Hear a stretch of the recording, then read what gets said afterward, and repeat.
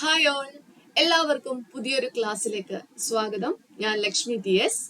ഇന്ന് നമ്മൾ പഠിക്കാനായിട്ട് പോകുന്നത് നമ്മുടെ കോൺസ്റ്റിറ്റ്യൂഷനിലെ വളരെ പ്രധാനപ്പെട്ട ടോപ്പിക്കായ ഭരണഘടനാ സ്ഥാപനങ്ങളെ പറ്റിയിട്ടാണ്. അപ്പോ കോൺസ്റ്റിറ്റ്യൂഷനിലെ ഏറ്റവും കൂടുതൽ ബുദ്ധിമുട്ടുള്ള ടോപ്പിക് ഏതെന്ന് ചോദിച്ചപ്പോൾ എല്ലാവരും ആൻസർ പറയുന്ന ഒരു ടോപ്പിക്കാണ് ഈ ഭരണഘടനാ സ്ഥാപനങ്ങൾ എന്ന് പറയുന്നത്. എന്തുകൊണ്ടായിരിക്കാം അത് ടഫ് ആകുന്നത്, പഠിക്കാൻ പാടാകുന്നത് എന്ന് ചോദിച്ചാൽ അവിടെ എന്താണ് 10ലധികം ഭരണഘടനാ സ്ഥാപനങ്ങളുടെ ആ ഒരു കാര്യങ്ങൾ വരുമ്പോൾ അങ്ങോട്ടും ഇങ്ങോട്ടും കൺഫ്യൂഷൻ ആയി പോകാനുള്ള സാധ്യത വളരെ കൂടുതലാണ്. ആർട്ടിക്കിൾസ് അങ്ങോട്ടും ഇങ്ങോട്ടും മാറിപ്പോകാനുള്ള സാധ്യത കൂടുതലാണ്. അപ്പൊ അതൊക്കെ കൊണ്ടാണ് ബാക്കിയുള്ള ടോപ്പിക്സിനെ കമ്പയർ ചെയ്ത് നോക്കുമ്പോൾ ഈ കൺട്രോളർ ആൻഡ് ഓഡിറ്റർ ജനറൽ തുടങ്ങിയ ഭരണഘടനാ സ്ഥാപനങ്ങളുടെ ആ ഒരു ടോപ്പിക്ക് പഠിക്കാൻ കുറച്ച് ബുദ്ധിമുട്ട് തോന്നുന്നത്. അപ്പൊ നമുക്ക് എന്ത് ചെയ്യാം, ആദ്യം തന്നെ ഇവിടെ നിന്ന് നമുക്ക് പഠിച്ചു തുടങ്ങാം. അതായത് കുറച്ച് പാടുള്ള കാര്യങ്ങൾ ആദ്യം പഠിക്കുന്നത് എന്തുകൊണ്ട് നന്നായിരിക്കും. പിന്നീട് നമുക്ക് ഇത് റിവിഷൻ ചെയ്താൽ മാത്രം മതിയായിരിക്കും. ബാക്കിയുള്ള ഈസി ആയിട്ടുള്ള കാര്യങ്ങൾ നമുക്ക് പെട്ടെന്ന് പഠിച്ചു പോകാനും പറ്റും. ഓക്കെ, അപ്പോ ഇവിടെ ഭരണഘടനാ സ്ഥാപനങ്ങളിൽ നമ്മൾ ആദ്യം പഠിക്കാൻ പോകുന്ന ഒരു സ്ഥാപനമാണ് കൺട്രോളർ ആൻഡ് ഓഡിറ്റർ ജനറൽ. കേട്ടിട്ടുണ്ടോ കൺട്രോളർ ആൻഡ് ഓഡിറ്റർ ജനറലിനെ പറ്റിയിട്ട്? നമ്മൾ അതിനെ CAG എന്നാണ് ഷോർട്ട് ആക്കി പറയുന്നത്. CAG, controller and auditor general. അപ്പോൾ ഇതിന് മുമ്പായിട്ട്, നമുക്കിത് പഠിച്ചു തുടങ്ങുന്നതിന് മുമ്പായിട്ട് എന്താണ് ഈ ഭരണഘടനാ സ്ഥാപനങ്ങൾ എന്ന് നമുക്ക് നോക്കാം. അതായത് നമ്മുടെ ഭരണഘടനാ പ്രകാരം രൂപീകരിച്ചിട്ടുള്ള സ്ഥാപനങ്ങളാണെങ്കിൽ നമ്മൾ അതിനെ വിളിക്കുന്ന പേരാണ് ഭരണഘടനാ സ്ഥാപനങ്ങൾ. അപ്പോ ഈ ഭരണഘടനാ പ്രകാരം അല്ലാതെ എങ്ങനെയാണ് സ്ഥാപനങ്ങൾ രൂപീകരിക്കുന്നത്? ഒന്ന് ആലോചിച്ചു നോക്കിക്കേ. വിവരാവകാശ കമ്മീഷൻ, മനുഷ്യാവകാശ കമ്മീഷൻ, ഇതെല്ലാം എന്താണ്?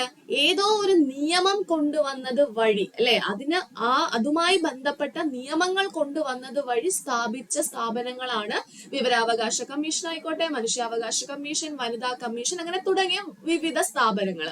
എന്നാൽ അത് ആ ഒരു സ്ഥാപനങ്ങളെ നമ്മൾ ഭരണഘടനാ സ്ഥാപനങ്ങൾ എന്ന് വിളിക്കത്തില്ല. പിന്നെ അതിനെ നമ്മൾ എന്തെന്നാ വിളിക്കുന്നത്? നിയമപരമായ സ്ഥാപനങ്ങൾ. നിയമപരമായ സ്ഥാപനങ്ങൾ അഥവാ നമ്മൾ അതിനെ സ്റ്റാറ്റ്യൂട്ടറി ബോഡീസ് എന്നാണ് വിളിക്കുന്നത്. എന്തുകൊണ്ടാണ് അതിനെ സ്റ്റാറ്റ്യൂട്ടറി ബോഡീസ് എന്ന് വിളിക്കുന്നത്? അത് നിയമങ്ങൾ വഴി സ്ഥാപിതമായ സ്ഥാപനങ്ങൾ ആയതുകൊണ്ടാണ്. അപ്പൊ നിങ്ങൾക്ക് മനസ്സിലായി കാണും എന്താണ് ഭരണഘടനാ സ്ഥാപനങ്ങൾ എന്ന് പറയുന്നത്. ഭരണഘടനയുടെ ഏതെങ്കിലും ഒരു ആർട്ടിക്കിളിൽ ഈ ഒരു സ്ഥാപനം രൂപീകരിക്കണമെന്ന് വ്യക്തമായി പറഞ്ഞിട്ടുണ്ടാകും.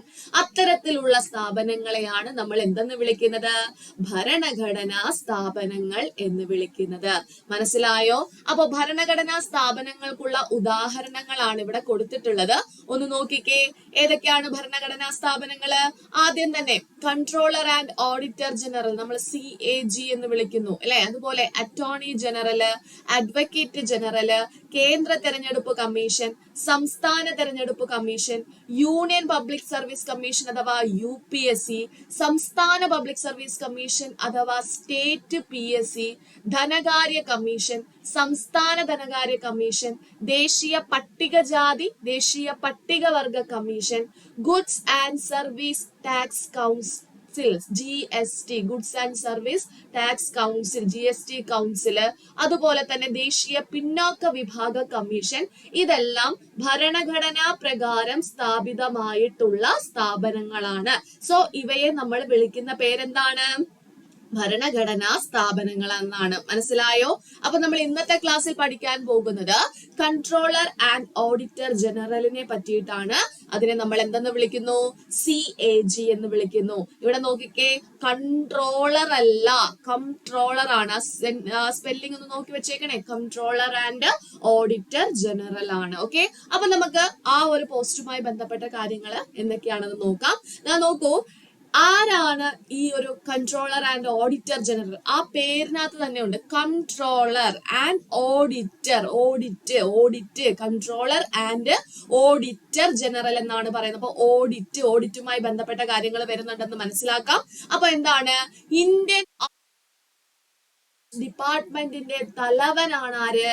ഈ കൺട്രോളർ ആൻഡ് ഓഡിറ്റർ ജനറൽ. അപ്പം ഓഡിറ്റ് എന്ന് പറയുമ്പോൾ കൂടുതലായിട്ട് നമ്മൾ എന്തുമായി ബന്ധപ്പെട്ട ഓഡിറ്റ് ആയിരിക്കും അവർ നടത്തുന്നത്? ഫണ്ടുമായിട്ട് ബന്ധപ്പെട്ട. അപ്പൊ കേന്ദ്ര സർക്കാർ ഫണ്ട് ഉണ്ട്, സംസ്ഥാന സർക്കാർ ഫണ്ട് ഉണ്ട്, അതുപോലെ തന്നെ നമ്മുടെ എന്താണ് കൺസോളിഡേറ്റഡ് ഫണ്ട്, കോണ്ടിജൻസി ഫണ്ട് ഒക്കെ സർക്കാരിന്റെ ഫണ്ടുകളാണ്. അതായത് പണങ്ങൾ ശേഖരിച്ച് വെച്ചിരിക്കുന്ന ആ ഒരു എന്താണ് ഫണ്ടിനെയാണ് നമ്മൾ അത്തരത്തിലുള്ള ഫണ്ടുകൾ പറയുന്നത്.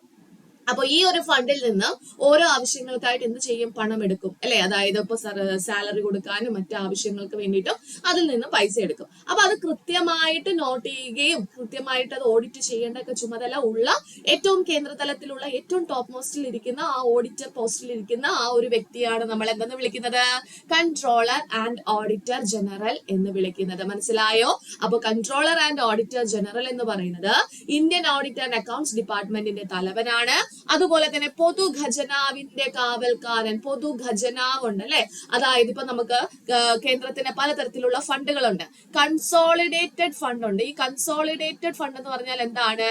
ഇതായത് നമ്മൾ അടയ്ക്കുന്ന ടാക്സ്, എക്സൈസ് തീരുവ, അങ്ങനെ പലതരത്തിലുള്ള പൈസ നമ്മൾ എക്സ്ട്രാ ആയിട്ട് അടയ്ക്കത്തില്ലേ?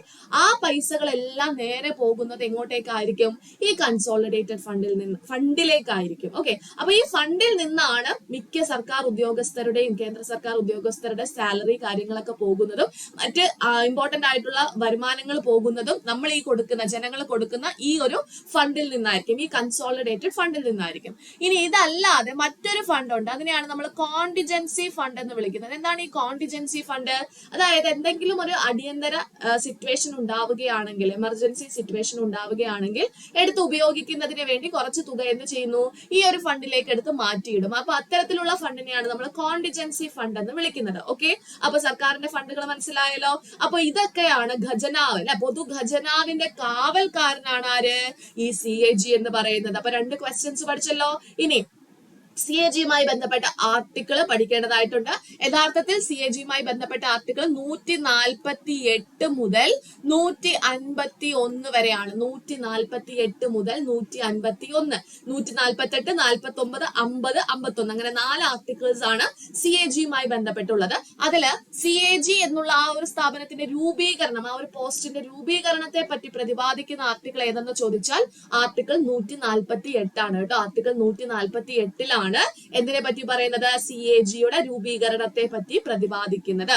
അത് ഏത് ഭാഗത്തിലാണ് വരുന്നത്? ഭാഗം 5-നകത്താണ് ഓർത്തിരിക്കുക. അപ്പൊ CAG-യുമായി ബന്ധപ്പെട്ട ആർട്ടിക്കിളുകൾ ഏതെന്ന് ചോദിച്ചാൽ 148 മുതൽ 151 വരെയാണ്. അതിൽ 148 ആണ് CAG-യുമായി ബന്ധപ്പെട്ട രൂപീകരണത്തെ പറ്റി പ്രതിപാദിക്കുന്നത്.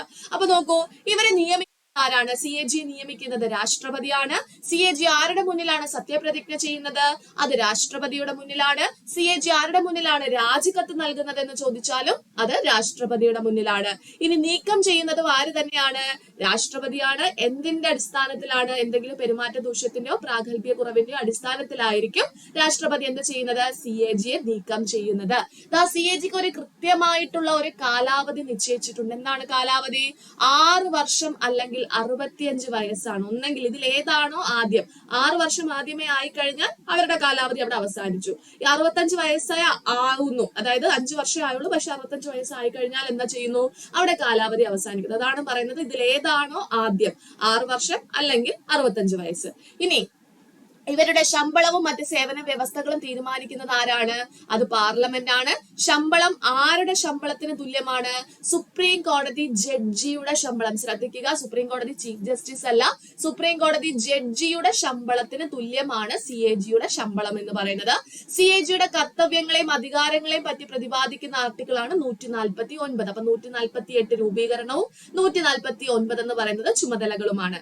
അപ്പൊ നമുക്കറിയാം, നമ്മുടെ സിലബസ് നോക്കിക്കഴിഞ്ഞാൽ മനസ്സിലാകും, ഈ ഭരണഘടനാ സ്ഥാപനങ്ങളെ മാത്രം പഠിച്ചാൽ പോരാ, ഭരണഘടനാ സ്ഥാപനങ്ങളുടെ ചുമതലകൾ കൂടി പഠിക്കണമെന്ന് കൃത്യമായിട്ട് അവിടെ പറയുന്നുണ്ട്. അപ്പോൾ സ്റ്റേറ്റ്മെന്റ് തരത്തിലുള്ള ചോദ്യങ്ങൾ അവിടെ നിന്നും സ്ഥിരമായി വരുന്നുണ്ട്. അപ്പോൾ ശ്രദ്ധിച്ചു പഠിക്കുക, എന്തൊക്കെയാണ് ഈ CAG-യുടെ പ്രധാനപ്പെട്ട ചുമതലകൾ എന്ന് പറയുന്നത്. നോക്കൂ, കേന്ദ്ര സംസ്ഥാനങ്ങളിലെ വിഷയങ്ങളുടെയും നിയന്ത്രണം, അതാണ് കൺട്രോളർ ആണ് അല്ലെ.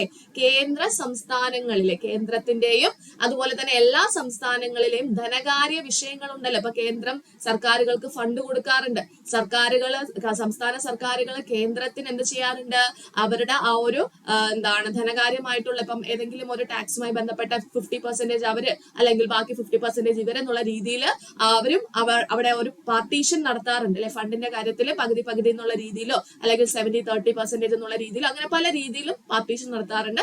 സോ അത്തരത്തിലുള്ള എല്ലാ ധനകാര്യ വിഷയങ്ങളും നിയന്ത്രിക്കുന്നത് ആരാണ്, നമ്മുടെ കൺട്രോളർ ആൻഡ് ഓഡിറ്റർ ജനറൽ ആണ്. അതുപോലെ സാമ്പത്തിക ഭരണരംഗത്ത് ഇന്ത്യൻ ഭരണഘടനയും പാർലമെന്റിലെ നിയമങ്ങളും ഉയർത്തിപ്പിടിക്കുക. എന്താണ് സാമ്പത്തിക ഭരണരംഗമുണ്ടല്ലോ, സാമ്പത്തികപരമായിട്ടുള്ള കാര്യങ്ങളിൽ ഇന്ത്യൻ ഭരണഘടനയിൽ എന്തൊക്കെയാണ് അതുമായി ബന്ധപ്പെട്ട് പറയുന്നതെന്നും അതുപോലെ തന്നെ പാർലമെന്റ് അതുമായി ബന്ധപ്പെട്ട് കൊണ്ടുവന്നിട്ടുള്ള പല നിയമങ്ങളും ഉണ്ട്. ആ നിയമങ്ങളെല്ലാം ഉയർത്തിപ്പിടിക്കേണ്ട ഉത്തരവാദിത്തമുള്ള ഒരു ആളാണ് ആര്, ഈ കൺട്രോളർ ആൻഡ് ഓഡിറ്റർ ജനറൽ എന്ന് പറയുന്നത്. മനസ്സിലായോ?